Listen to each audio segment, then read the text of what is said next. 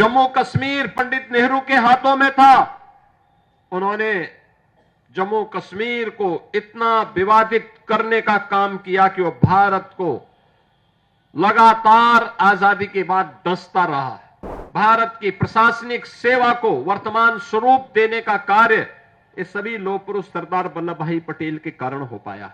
जूनागढ़ का नवाब, हैदराबाद का निजाम नहीं चाहते थे कि भारत गणराज्य में शामिल हो, क्योंकि जब ये देश आजाद हो रहा था,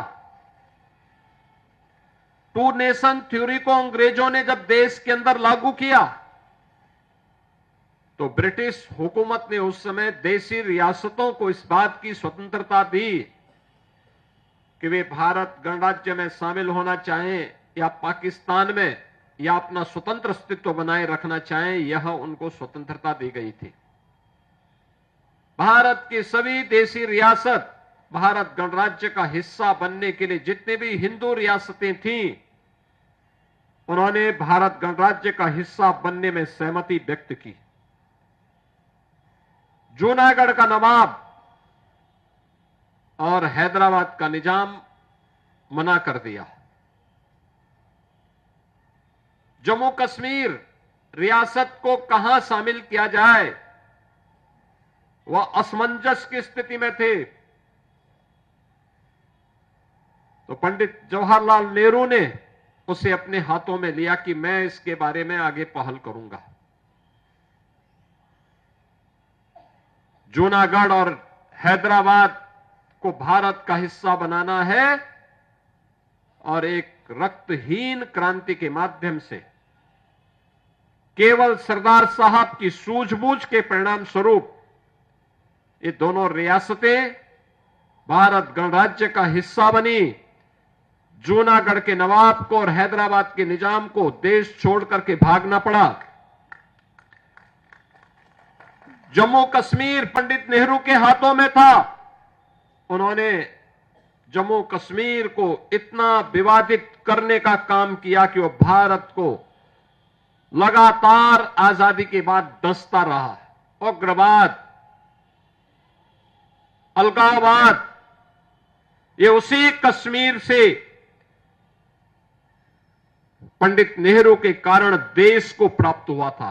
यह देश आभारी है प्रधानमंत्री मोदी जी का,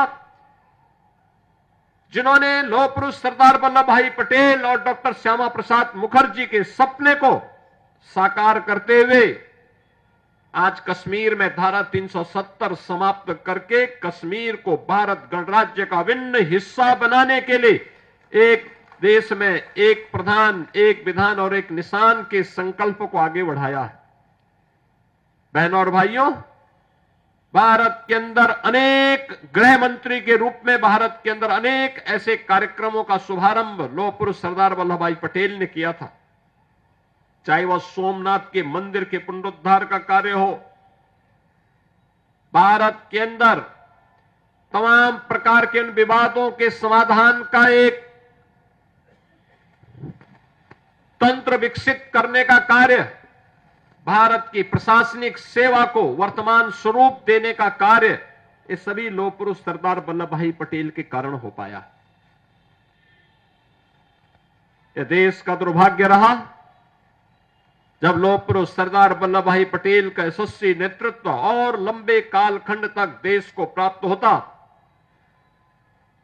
15 दिसंबर 1950 को उनका नश्वर शरीर जवाब दे गया। उनकी भौतिक देह, उनका भौतिक नेतृत्व हमसे अलग हो गया, इस देश से अलग हो गया। लेकिन उनकी स्मृतियां, देश के प्रति उनकी सेवाएं, देश के प्रति उनका योगदान हम सबके लिए एक चिर स्मरणीय अध्याय बन गया।